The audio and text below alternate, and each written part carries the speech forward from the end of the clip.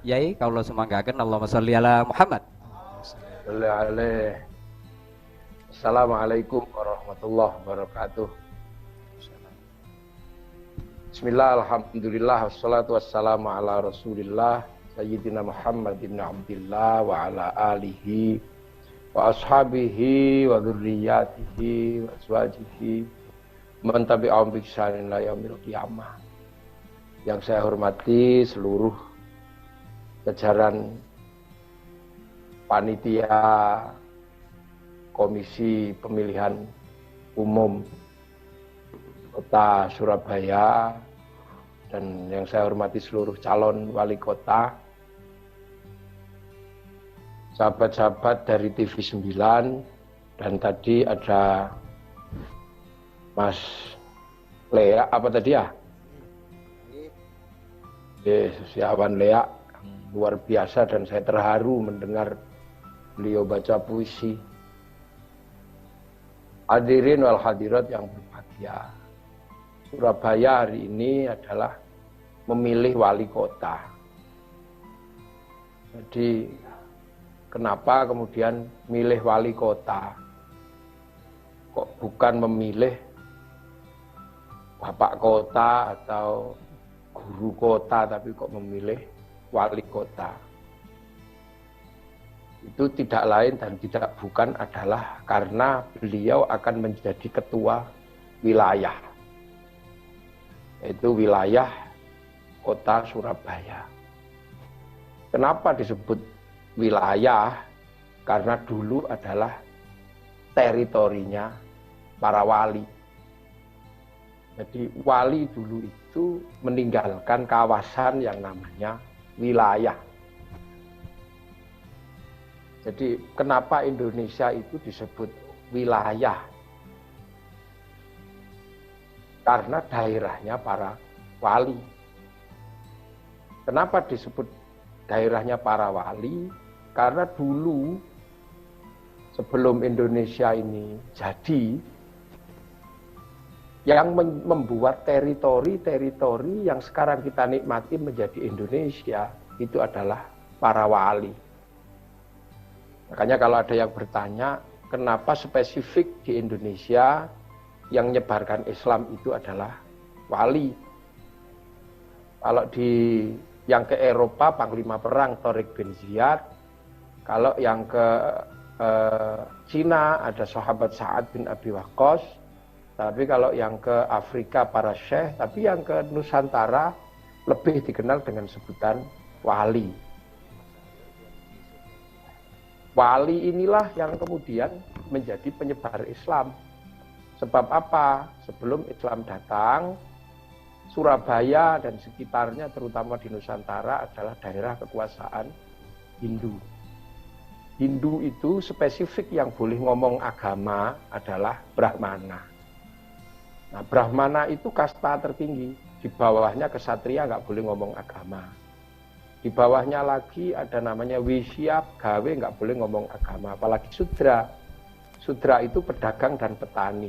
Sekaya apapun pedagang dan petani, dia tidak boleh ngomong agama karena dia Sudra. Nah, makanya kalau ada teori Islam disebarkan oleh saudagar, itu tertolak secara teori religius, sosial, geografis waktu itu. Inilah yang menyebabkan maka kemudian yang punya kelas sekelas Brahmana dalam konsep Islam itu namanya wali. Jadi makanya yang menyebarkan Islam yang sekelas Brahmana itu adalah wali. Nah, wali-wali inilah yang kemudian mempertemukan potensi-potensi bangsa yang berbeda-beda, tetapi sudah punya titik kerukunan sebelumnya, yaitu Bhinneka Tunggal Ika. Maka kawasan yang sudah Bhinneka Tunggal Ika ini jangan dirusak. Karena Islam juga punya kepentingan besar tentang kerukunan manusia. Sebab hanya dengan kerukunan cita-cita besar rahmatan lil alamin bisa dilaksanakan. Maka kemudian wali datang menyebut diri dengan kerukunan-kerukunan. Tidak menyebut diri sebagai yang di bawah, cukup disebut dengan kiai. Artinya kiai ini adalah rukun secara budaya dengan lokal, ada Kebo Kiai Slamet, Tobak Kiai Pleret, rukun. Musola rukun dengan istilah langgar.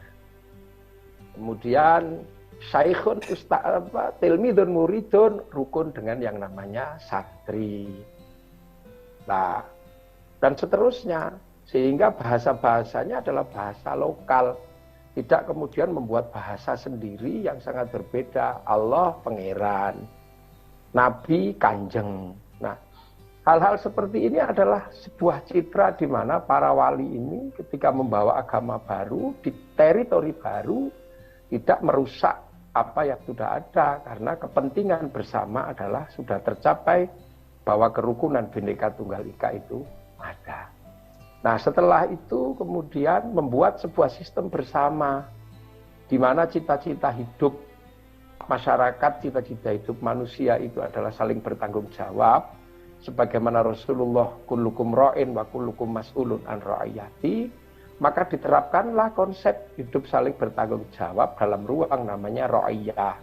Maka raja, hamba, kawulo, gusti dilebur dalam konsep yang namanya konsep ra'iyah. Konsep ra'iyah inilah yang mempertemukan antara raja, hamba, kawulo, gusti dalam satu ruang saling bertanggung jawab. Tapi tidak juga kemudian menafikan yang sudah menjadi kebiasaan. Yang hamba boleh bilang ambo, yang kawulo masih boleh bilang kulo, yang sahaya boleh bilang saya, yang abdi di Sunda masih boleh bilang abdi. Nah, akhirnya kemudian konsep ra'iyah itu kita terima sampai hari ini. Yang kadang arkeologi pengetahuan kadang nggak bisa menjelaskan itu. Itu sesungguhnya adalah konsep kullukum ra'in wa kullukum mas'ulun an ra'iyati. Dan satu-satunya bangsa muslim dunia yang sanggup mengambil kalimat ra'iyah untuk menyebut warga bangsanya hanya ulama Indonesia. Nah, sistem itu kemudian harus dipertemukan dengan yang lain. Maka konsep ra'iyah ini yang kemudian mempertemukan dalam ruang bersama namanya musyarakah, persekutuan bersama saling menghargai, maka lahirlah istilah masyarakat dalam serapan bahasa lokal.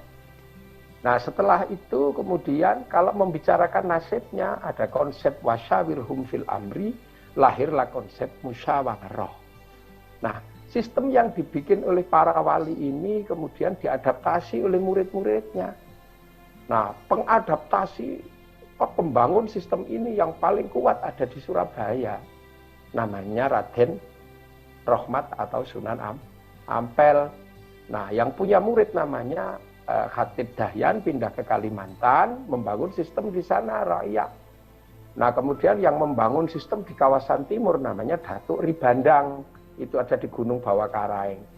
Murid yang di Jawa Tengah namanya Raden Fatah bangun Demak. Murid yang ke Palembang namanya Aryo Abdillah.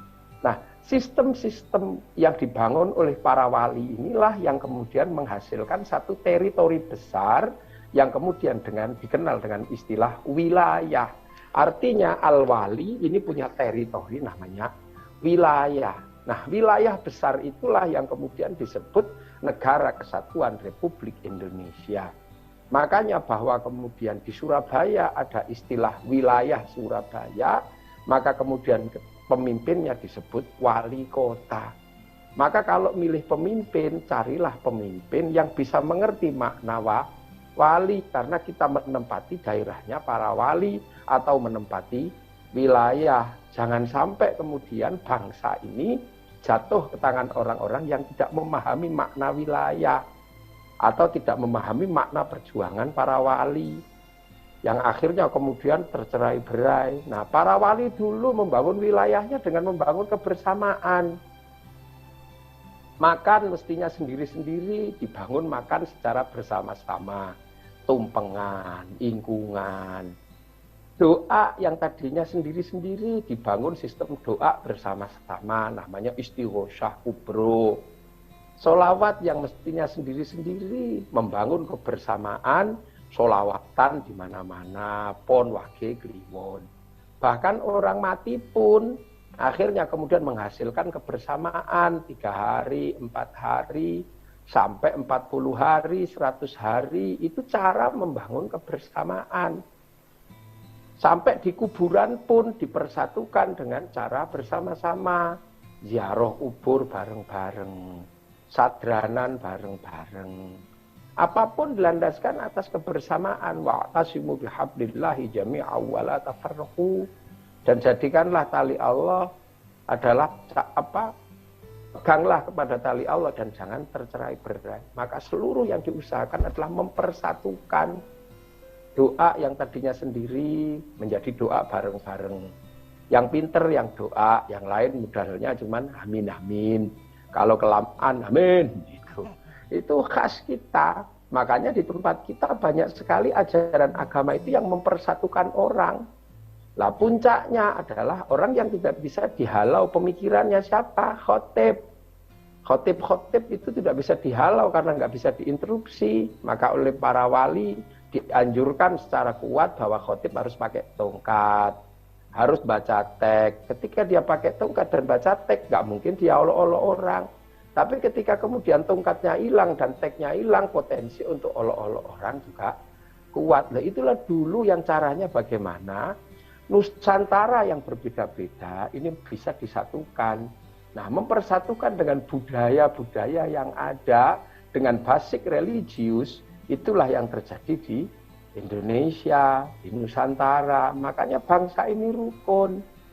Nah sekarang kita bisa lihat ketidakrukunan dimulai ketika ziarah kubur tidak boleh dengan alasan apa. Berdoa bersama dibilang bid'ah. Kuburan dibilang musyrik. Akhirnya nggak ada yang bisa mempertemukan itu. Nah itu loh. Maka di Indonesia ada tradisi ziarah para wali. Kenapa ada tradisi ziarah para wali? Untuk tidak mengingkari bahwa di tangan beliau-beliaulah itulah wilayah ini ada. Di tangan-tangan beliaulah ini wilayah itu ada. Makanya kalau di daerah wilayah kok tidak mengakui wali, itu ghosab namanya. Dan sebutan wilayah itu adalah sebutan konstitusional. Bukan sebutan sembarangan. Itu sebutan yang secara konstitusi ada. Bahwa kita disebut wilayah dan pemimpin Surabaya disebut wali kota. Makanya memilih wali kota di Surabaya, saya berharap adalah pilihlah yang mengerti betul bagaimana membangun wilayah, menjaga wilayah. Dalam konsep apa? Konsep negara kesatuan Republik Indonesia. Nah, sistem persatuan-persatuan itulah yang menyebabkan kita bisa jadi satu. Makanya kalau dipertanyakan kenapa Arab satu bangsa bisa pecah jadi puluhan negara, kenapa Eropa satu bangsa bisa pecah jadi puluhan negara, tapi kenapa kita ini yang puluhan bangsa mampu bersatu dalam satu negara karena kerjaan para wali. Jadi para wali itu desainer Nusantara. Jadi bukan kemudian sekedar disebut mitos, disebut apa. Di tangan para wali inilah kemudian kita bisa memahami dan bisa merasakan nikmatnya jadi orang Indonesia yang mengerti perbedaan. Ketika disebut kafir, disebut ro'iyah atau rakyat, kita sudah tidak diizinkan mengkafir-kafirkan orang. Luar biasa konsepnya para wali. Nah inilah maka kemudian harapan besar kita adalah Surabaya sebagai bapak moyangnya wali, benar-benar panjenengan bisa jaga. Karena Surabaya kau yang memulai, jangan sampai kau yang mengakhiri. Wali-wali di Nusantara semua adalah keturunan Sunan Ampel. Sunan Ampel adalah sesepuhnya para wali. Semua Indonesia berharap dengan kerukunan rakyat Surabaya. Semua Nusantara berharap pada keberanian rakyat Surabaya. Surabaya adalah awal pergerakan para wali songo. Yang lain menerima barokahnya gerakan wali songo yang ada di Surabaya. Makanya kita semua menjadi sangat terharu ketika pemilihan wali kota di Surabaya. Sampai hari ini masih mencerminkan tradisi wali. Kerukunannya masih ada, pemahaman terhadap perbedaan masih ada, memahami perbedaan agama juga masih ada. Ini sesuatu yang masih sangat menggembirakan. Karena wali dulu menyusun itu semua di atas nilai-nilai perbedaan untuk disatukan bagaimana Islam menjadi rahmatan lil alamin. Nah, kerangka berpikir ini adalah kerangka berpikir para wali. Makanya kalau sudah berpikir dengan tidak berpikir kerangkanya para wali, pasti akan menjadi masalah berada di bumi Nusantara. Nah, insya Allah Islam yang berprinsip dengan prinsip-prinsip para wali akan tetap mampu menjaga wilayah negara kesatuan Republik Indonesia, khususnya wilayah kota Surabaya. Ini itu yang bisa saya sampaikan. Allahul muwaffiq ila aqwamit thoriq. Assalamualaikum warahmatullahi wabarakatuh. Alhamdulillah. Ngapunten, masih terhubung dengan Gus Muwaffiq, Yai? Masih. Ini kita mohon doanya untuk dalam rangka tanggal 9 Desember ini lancar, petugas-petugasnya juga kuat, sehat, ngoten Yai. Semoga Yai. Oh, Surabaya pasti kuat, perang aja kuat. Mas Lea dok tadi yang kuat Yai. Iya, Mas Setiawan Lea itu kuat. Surabaya itu bangsa paling kuat. Nggih. Wes, mudah-mudahan semua dalam lindungan Allah. Amin. Al-Fatihah. Alhamdulillahirabbil alamin. Siratal ladzina an'amta 'alaihim Bismillahirrahmanirrahim. Alhamdulillahirabbil alamin. Hamdan na'imin hamdan syakirin hamdan yuwafi ni'amal kafi'u mazidah. Ya Rabbana lakal hamdu kama yanbaghi li jalali wajhikal karim wa 'azimi sultanik. Ridhaka ya Allah, bismillah rasulullah ya Allah. Hasil jami' maqasidana maqasidatina al akhirah, hasil maqasidana wali kota Surabaya ya Allah. Hasil maqasidana maqasidana al akhirah waj'al baldana Indonesia ya Allah min thayyibatin wa rabbuna wa Rabbana atina fid dunya hasanah wa fil akhirati hasanah wa qina adzabannar. Allahumma sallimna muslimin wa afina muslimin ya syarra masa'il dunya wa din. Sallallahu alaihi wasallam Muhammadin alhamdulillahirabbil alamin. Al-Fatihah.